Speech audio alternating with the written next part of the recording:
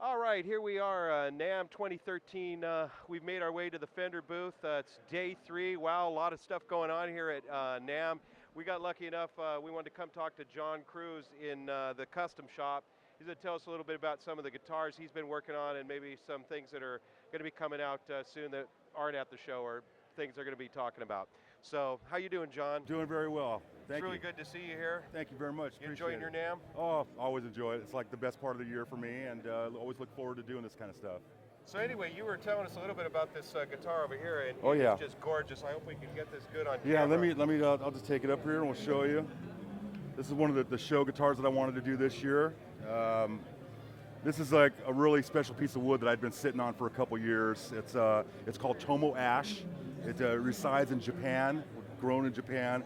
And as you can see, it's not a top, it's the whole guitar, all the way through. You can see through the sides here, onto the back. It's just a solid piece all the way through and through.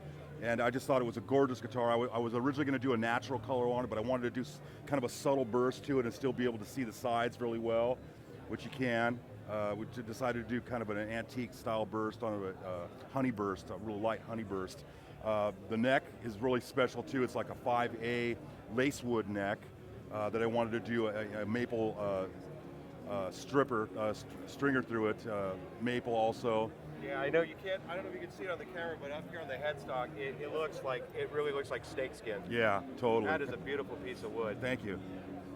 And so on the front side, we wanted to do a quilted maple board, and it kind of coincides with the look of the Tomo Ash and everything it ties in. I also had some leftover pieces of the Tomo Ash from the actual cutout of the guitar. I had enough that I could do an overlay of Tomo Ash on top of the snake wood too, and just tie in with it. So it's really kind of a beauty guitar, and a lot of time that I thought about doing this, and wanted to put some really high-end, nice stuff in the show this year. I also did an abalone inlay all the way up, and we got the buttons that have that abalone look to it also to tie in with this as well.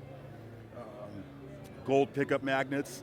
This is the a hand wound set by Abigail Ybarra, the JC Limited set that I do. It's a pretty popular set. I get a lot of orders for those.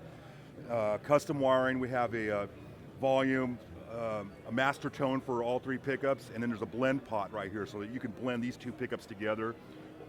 Or in a 2, 3, and 4 position, you can get all 3 pickups on at once. So it gives you a little variation of different sounds that you can play with on this. Now, is there going to be, this is a one-off, correct? Yes, yeah, okay, it's definitely one-off. So you better hurry if you want to get it, or is it already spoken for? I think this one is sold already. Yeah, it didn't take long. But if you travel to the Far East and you're in the neighborhood of Japan or something, you might be able to find it at one of the dealers over there, because that's where it's going. Oh, is it really? Oh yeah. Okay. Yeah, they're very excited about getting this one. Now, do you have some other plans for this wood? Because I heard you said you got a full piece of wood, or did you use the whole thing on this? I used the whole log on this, but we do have more. I saw some of it didn't quite look like this, but it was really gorgeous stuff. So I'm thinking about maybe doing a Telly and a Jazzmaster in the future here.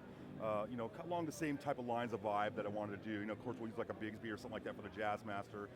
The Telly, we'll come up with something really cool with that. Yeah, that's a beautiful guitar. What else do we got going on over here? Well, let's take a look. You can see this little area right here is kind of our high-end area. We've got some really special guitars here this year.